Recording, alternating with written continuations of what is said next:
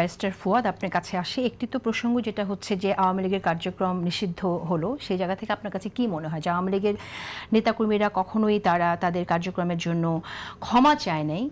আমরা truth and reconciliation কমিশনের কথা আলোচনা করেছিলাম, বিএনপিও বলেছিল, কিন্তু সেটার কোনো উদ্যোগ হবে মানে প্রয়োজন হবে কিনা সেটাই আমি বুঝতে পারছি না, কারণ তাদের মধ্যে তো সেই রিগ্রেট করার মতো কোনো অবস্থা আমি দেখি না। সেই জায়গাতে আপনার কাছে কি মনে হয় আওয়ামী লীগের রাজনীতি কোন দিকে যাবে? এরপর আমি একটু মিডিয়া নিয়েও আপনার মন্তব্য শুনতে চাই, যেটা জোবারবাবু বললেন। প্রথম, এটা তো করবারই কথা। এটা তো এখন পর্যন্ত যে সিচুয়েশন আছে, বিচার প্রসেস চলছে, এটার সিদ্ধান্ত না হওয়া পর্যন্ত তো নির্বাহী আদেশের ব্যাপারে তো বিকল্প আর কোনো সিদ্ধান্ত নেবার সুযোগ নাই। দ্বিতীয়ত হচ্ছে পলিটিক্যাল কোশ্চেন, সেটা হচ্ছে যে আওয়ামী লীগের রাজনীতি করবার অধিকার আসবে কোত্থেকে? আওয়ামী লীগ তো সেই রাজনীতি করবার অধিকার নিজেরাই রিডিম করেছেন।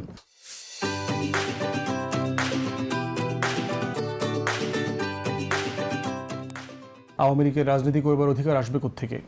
আওয়ামী লীগ তো সেই রাজনীতি করবার অধিকার নিজেরাই রিডিম করেছেন, গণহত্যা করবার মধ্য দিয়ে, নির্বাচন ব্যবস্থা ধ্বংস করবার মধ্যে দিয়ে, ৭১-এর চেতনা ব্যবসা। অনেকদিন পরে অবশ্য মাহবুবের কাছ থেকে প্রচুর চেতনা ব্যবসা সংশ্লিষ্ট অনেক শব্দ শুনলাম, সমৃদ্ধ হলাম।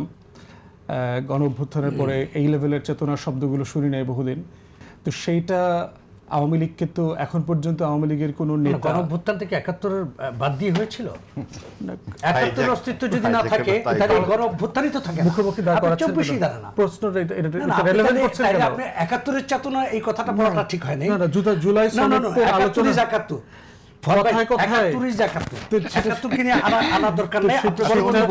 জুলাই সনদের ভিতরে এই চেতনা আনার কি প্রয়োজন আছে? চেতনা তো হচ্ছে আপনি পাকিস্তানের নামটা নাই, এই কারণেই আনার প্রয়োজন আছে। হ্যাঁ, মানে ২৪-এ পাকিস্তান কি পার্টি ছিল?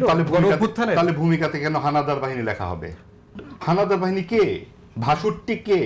প্রশ্ন হচ্ছে যে ভাসুর নাই কেন? সাবস্ট্যান্স, সেটা তো এইজন্য বললাম যে ধর্মনিরপেক্ষতার বিরুদ্ধে লাগবে কেন? এই চেতনা শব্দগুলো তো বললাম। প্রশ্ন হচ্ছে যে এই প্রত্যেকটা হানাদার বাহিনী বলতে হবে আমাদের? প্রত্যেকটা বলেন না ভাই, বলার তো রাইট আছে, কিন্তু প্রশ্ন হচ্ছে এই চেতনা শব্দগুলো তো শুনলাম গত ১৭ বছর। চেতনারই তো থাকবে, রক্কাটার রাজনীতির পক্ষে তো বলতে পারবো না। শুনতে বলেন না, 18 মাস তো শুনেছি রক্কাটার রাজনীতির বলতে কথা। বলেন নাই, আমরা শুনেছি মাজার ভাঙার কথা। সময় বলেন মাহবুব ভাই, আপনার সময় বলেন না, আপনি বললেন তো আমাকে। না, ঠিক আছে, আপনি রেসপন্স করেন। প্রশ্ন হচ্ছে যে জুলাই সনদের সাবস্ট্যান্স নিয়ে আলোচনা হচ্ছে, যে সেখানে কি কি বাস্তবায়নযোগ্য, কি কি করা যাবে, কতটুকু ম্যান্ডেট আছে। আওয়ামী লীগের ১৬-১৭ বছরের অপরাধ গণহত্যার জন্য তাদের শেখ হাসিনা থেকে শুরু করে কোনো নেতা এখন পর্যন্ত জাতির কাছে ক্ষমা চায় নাই, রিগ্রেট করে নাই, নিজেদেরকে বিচারের মুখোমুখি করবার জন্য বলে নাই যে ঠিক আছে আমাদের যদি কোনো অন্যায় হয়ে থাকে আমাদের বিচার করেন, তারপরে পলিটিক্যাল কোশ্চেনে রিজলভ হবে। তো যেই দলটা এখনো মনেই করে না তারা কোনো অন্যায় করেছে ২৪-এ অথবা তার আগের ১৭ বছরে, সেই দলের রাজনৈতিক পুনর্বাসনের প্রশ্ন তো আলোচনার সেকেন্ডারি টপিক, এবং সেটা নিয়ে আরও ওয়াইড কনসালটেশন হতে হবে তার পরবর্তী পর্যায়ে। অথবা এখন পর্যন্ত সংসদ যে সিদ্ধান্ত নিয়েছে সেটাকে রাটিফাই করবার জন্য, এটা অবশ্যই আমরা ওয়েলকাম করি, এবং সেটাই হচ্ছে জনগণের ম্যান্ডেট। এর বাইরে হচ্ছে অন্য কিছু করবার ক্ষেত্রে মাথায় রাখতে হবে যে শিরিন শারমিনের ক্ষেত্রে যেটা হয়েছে, যে আওয়ামী লীগের রাজনৈতিক প্রশ্ন ডিল করা আর হচ্ছে ব্যক্তির অধিকার লঙ্ঘিত হচ্ছে কিনা সেই জায়গার ডিস্টিংশন যেন রাষ্ট্রের কাছে পরিষ্কার থাকে। যে শিরিন শারমিনের অনেক অন্যায় আছে, ভোট ছাড়া, নির্বাচন ছাড়া অবৈধভাবে তিনি নির্বাচিত ছিলেন বলে দাবি করেছেন, স্পিকার হয়েছেন, যেই সংসদের কোনো ভ্যালিড লিগ্যাল পজিশন নাই আন্ডার দ্য কনস্টিটিউশন। এই আইনে আপনি তাকে বিচার করেন সেখানে কোনো অন্যায় সে করেছে কিনা। খুনের মামলায় গাজীপুরে দেয়া, তারপরে হচ্ছে আমরা সবাই জানি তিনি দেশে আছেন, তাহলে আগে গ্রেফতার করলেন না কেন, এখন কেন করছেন? আগে কি ছেড়ে দিয়েছিলেন? তিনি তো ক্যান্টনমেন্টে আশ্রয় নিয়েছেন, সেই তালিকাতে ওনার নাম দেখেছি। কেন করা হয়নি গ্রেফতার? আপনার কাছে কি মনে হয়? সেটা তো আমি জানি না। প্রশ্ন হচ্ছে যদি সে দেশেই থেকে থাকে, নজরদারিতেই থেকে থাকে, পত্রিকা রিপোর্টগুলোতে যেটা পড়লাম, যদি সত্যি অন্যায় করে থাকে তাহলে রাইট ক্রাইমের জন্য বিচার করেন। আপনি এই ভুয়া চোয়া মামলা দিয়ে যেটা করছেন, জুলাইকে ছোট করছেন, এরপরে হচ্ছে এই যে বিএনপি সরকার ক্ষমতায় এসে বা রাষ্ট্র পালনের দায়িত্বে, রাষ্ট্র পরিচালনার দায়িত্বে এসে এই যে আমরা দেখছি যতটুকুই তারা করছে, আমরা দেখেছি যে সাবেক সেনা অফিসার ২জনকে অ্যারেস্ট করেছে, এখন শিরিন শারমিনকে অ্যারেস্ট করলো, কিন্তু এর আগে আমরা শুনেছিলাম যে আমরা বিচারের পরে নির্বাচন হোক, কারণ এমনও শুনেছি যে বিএনপি যদি নির্বাচিত হয়ে ক্ষমতায় যায় তাহলে এই বিচারগুলো হবে না। এবং সেটা তো দেখার বিষয় আছে।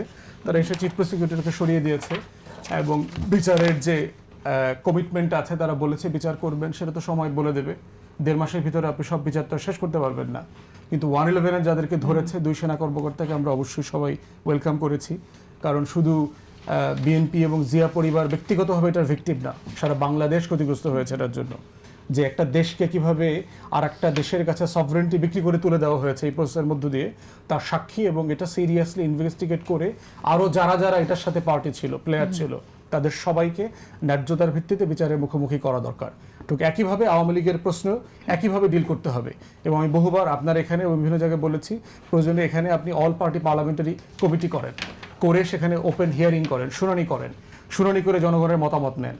এই মতামতের ভিত্তিতে এরপরে পলিটিক্যাল কোশ্চেন রিজলভ হইতে হবে। এর আগে এটা এই প্রসেসে থাকা কিন্তু এই উচিত। বিচারের কথা যখন আমরা বলছি, তখন আবার এট দ্য সেম টাইম আমাদের সেই মামলাগুলোর কথা মনে আসে, যেখানে যার বিরুদ্ধে যেই মামলা হওয়ার কথা সেই মামলাগুলো না হয়ে সবার বিরুদ্ধে হরে দরে আমরা হত্যা মামলার কথা আমরা শুনি। সেরকমটা হলে আসলে বিচার ঠিক হবে কিনা সেই আশঙ্কাও আছে।